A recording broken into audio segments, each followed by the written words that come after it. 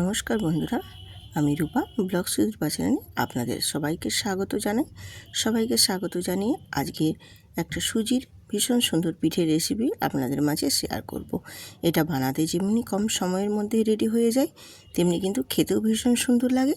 ছোট থেকে বড় সবাই কিন্তু ভীষণ পছন্দ করে খাবে। আর সুজিটা বানাতে ভীষণ নরম এবং সফটও হয় সুজির পিঠেটা। তো আমি এখানে দেখো নরমাল সুজি নিয়েছি এক বাটি।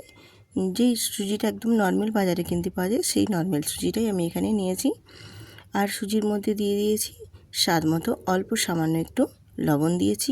আর নিয়েছি এক বাটি আমি এখানে চিনি। তো চিনির পরিমাণটা সবটা আমি এখানে দেব না, আমি এখানে 2 চামচ এক্সট্রা রেখে দিয়েছি, যদি প্রয়োজনে লাগে তাহলে দেব। বাকি চিনিটা আমি এখানে অ্যাড করেছি। এবারে ওই চিনির মধ্যে আমি দিয়ে দেব যেই বাটি পরিমাপ করে আমি সুজি নিয়েছি সেই বাটির পরিমাপে এক বাটি আমি এখানে জল দিয়ে দিলাম। নুন, চিনি, সুজি আর এখানে জল আমি অ্যাড করলাম। এবারে আমি এর মধ্যে দিয়ে দেবো 1 চামচ মৌরি। এই পিঠেটা বানানোর জন্য মৌরিটা কিন্তু মাস্ট দিতেই হবে।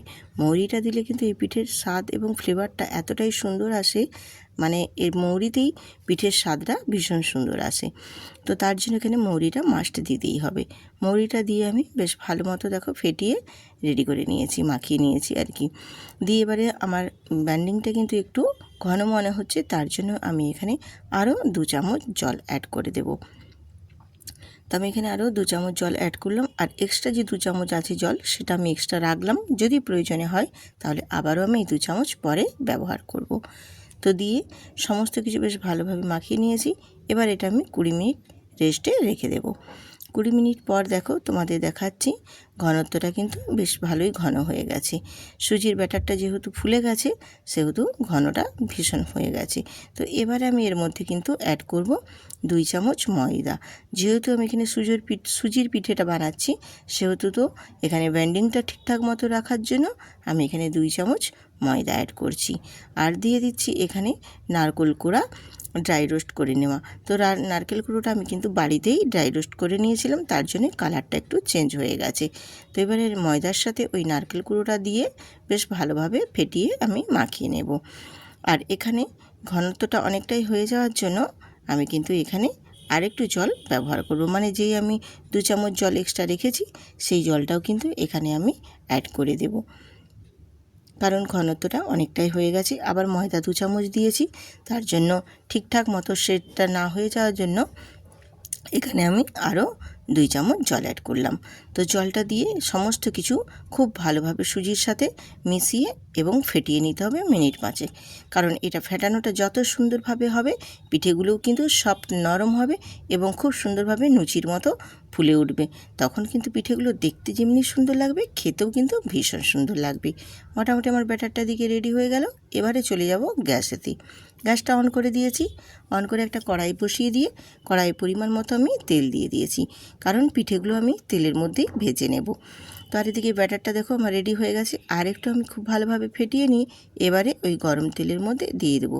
আর আমি এখানে বলে রাখছি, দেখো তেলটা কিন্তু খুব ভালো মতো গরম যেমনি করবে তেমনি কিন্তু খুব হাই হিটে একদম গরম করে নেবে না, তাহলে কি হবে, পিঠেগুলো দেওয়া মাত্রই পিঠেগুলো একদম লাল হয়ে মানে হয়ে যাবে। খুব বেশি লালচে করার দরকার নেই, বেশ সাদাটি থাকবে, পিঠেগুলো কিন্তু ভীষণ সুন্দরভাবে একদম বেগ হয়ে আসবে।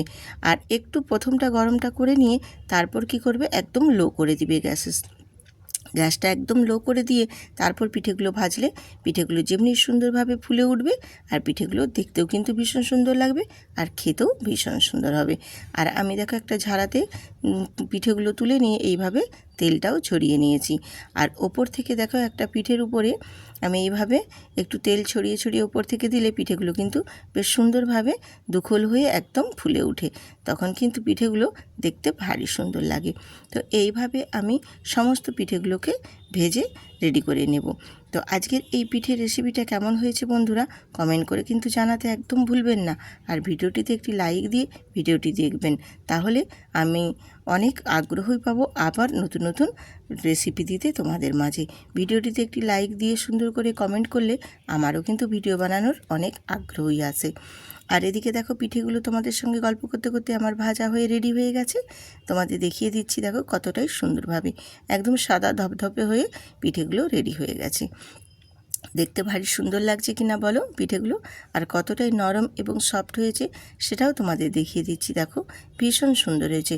এরকম নরম তুলতুলে পিঠে হলে বড় থেকে ছোটরা কিন্তু সবাই ভীষণ পছন্দ করে খাবে, আর খেতে যেমনি সুস্বাদু বানাতেও কিন্তু খুবই কম সময়ের মধ্যে একদম রেডি হয়ে যায়। আর পিঠেটা কতটাই সুন্দরভাবে ভাজা হয়েছে দেখো, তোমাদের একদম দেখিয়ে দিচ্ছি। ভেতরটাও দেখো খুব সুন্দরভাবে একদম ভাজা হয়ে রেডি হয়ে গেছে।